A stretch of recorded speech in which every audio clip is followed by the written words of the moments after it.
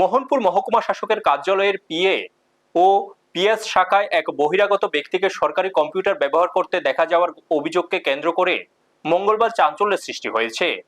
অভিযোগ দপ্তরের কোনো কর্মী উপস্থিত না থাকলেও ওই ব্যক্তি সরকারি চেয়ার টেবিলে বসে কম্পিউটার ব্যবহার করছিলেন। স্থানীয় সূত্রের দাবি তিনি দপ্তরের কোনো কর্মচারী নন, বরং মহকুমা শাসকের পিএর স্বামী এবং পেশায় একজন আইনজীবী। সাংবাদিকদের উপস্থিতিতে তিনি সরকারি কম্পিউটার ব্যবহারের কথা স্বীকার করে দাবি করেন ঊর্ধ্বতন কর্তৃপক্ষের অনুমতি নিয়ে তিনি একটি 107 ধারার মামলার নথি সংক্রান্ত কাজ করছিলেন। উনাকে ঘিরে সরকারি দপ্তরের নিরাপত্তা ও প্রশাসনিক স্বচ্ছতা নিয়ে প্রশ্ন উঠেছে। ব্যুরো রিপোর্ট, নিউজ তৎকাল 24। কনকিত কিছু করবেন? হ্যাঁ, আমি সপ্তাহে গেছে নিয়ে আসছিলাম, ঠিক আছে।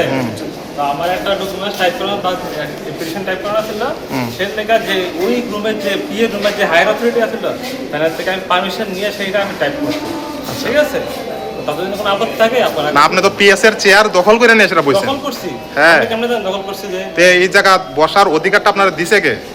যে আচ্ছা, আপনি স্বীকার করতেছেন না আপনি যে এই অফিসের কেউ না? অথরিটি যে আছিল তার থেকে পারমিশন আপনি স্বীকার করতেছেন না আপনি যে অফিসের কেউ না? অথরিটিতে পারমিশন অফিসের বহু গুরুত্বপূর্ণ নথিপত্র আপনার হাত ধরে বাইরে যাইতেছে, আমার কাছে অভিযোগ আছে। আচ্ছা, ঠিক আছে, তাইলে আপনি অভিযোগ, আমার কাছে অভিযোগ আছে। ঠিক আছে।